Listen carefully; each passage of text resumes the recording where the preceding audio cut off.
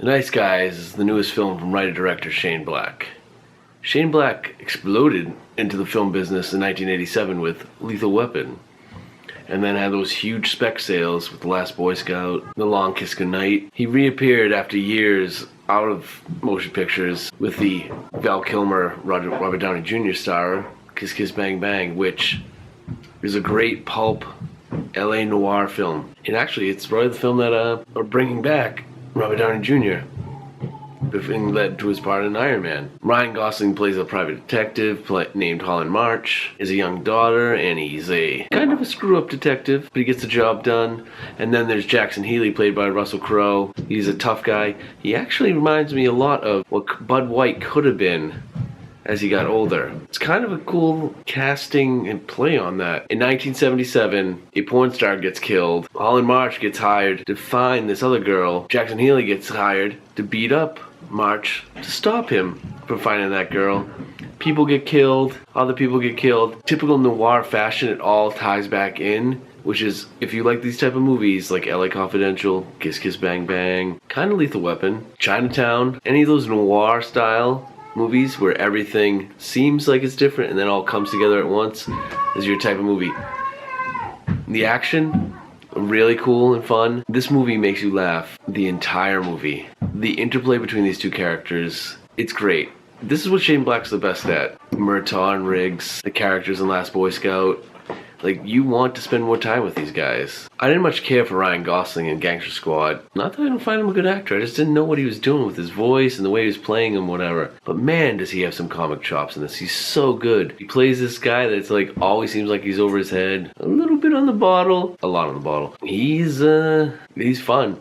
And then Russell Crowe plays this tough guy who wants to be a detective as well. Again, makes me think of Bud White. There's more to both characters. There's more going on than first appears. They do it in a way that's very subtle. Like, there's the thing with March's character, a little backstory that they allude to, but never blatantly hit you on the head with it. There's so many turns and twists in this movie, including stuff you think it's going one way, and it's almost like, oh, it's too obvious and everything's being tied up, and then there's a twist or something happens that you just never see coming. It's a really good movie, and it's so much fun.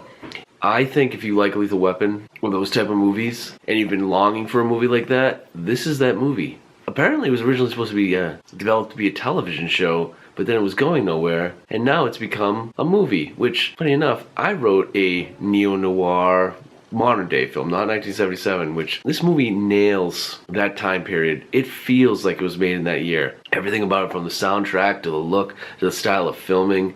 Shane Black has really, really developed as a director. And I think, back to my point before, was I wrote a movie that's a neo-noir. It takes place in Orlando. Because I wanted something like Lethal Weapon. Those type of movies, which I don't make anymore because it's either based on properties or ride along. This is that movie finally. Either that means my script would be something people would want now, or it would be, well, Shane Black has already done it and he's the authority on it. So, I don't know. We'll see what happens. Anyways, I'm a huge P.T. Anderson fan, but he's become more art school, if you will, or it's the best way to put it. It feels like the less fun his movies have become, the more popular he's become, like the Boogie Nights. Heavy on the trauma, but a really fun movie. So when Inherent Vice was going to come out, I thought that was going to be this fun 70s noir cop thing, a detective thing, and it wasn't. This is the film that Inherent Vice I wish was. Is that English? One criticism, this is one dreamy sequence or whatever. So at first it's off-putting. After you find out where it's going with it and how it matters to pretty much set up a joke later on, because everything's set up and payoff in this movie. Either as jokes or, as common in noirs, the cards are dealt and then they're turned over all at once. Shane Black has nailed it again. I feel like now, after Iron Man 3, which I can see some people not liking, it's a well-made film, but it's a little weird for the Iron Man series. But if you like Shane Black movies, you like that movie, and you understand the grand scheme of things, because Bang Bang didn't make any money. Iron Man 3 made a ton of money. Now Shane Black's a name again. You know, people like Quentin Tarantino and Paul Thomas Anderson and Christopher Nolan, who I obviously still love. Those type of people, like I love the stylized movies of Quentin Tarantino. Those people flock to him. Shane Black is my Quentin Tarantino. I love the way he writes, the way his characters talk. And now it's become like an event film for me. And I'm so happy that he's achieve this level of awesomeness. He's gonna be a big name again. It's a good thing to have Shane Black in the movies. He's got The Predator coming out. He's got Doc Savage with possibly The Rock, Dwayne Johnson. I think they just announced it this week. So there's a lot of exciting things coming from Shane Black. The main thing to take away from this movie is you want to see more of these characters. I am ready for Nice Guys 2. This movie was wicked awesome. I give it 3.5 stars. And again, the large popcorn with a refill. Go see The Nice Guys.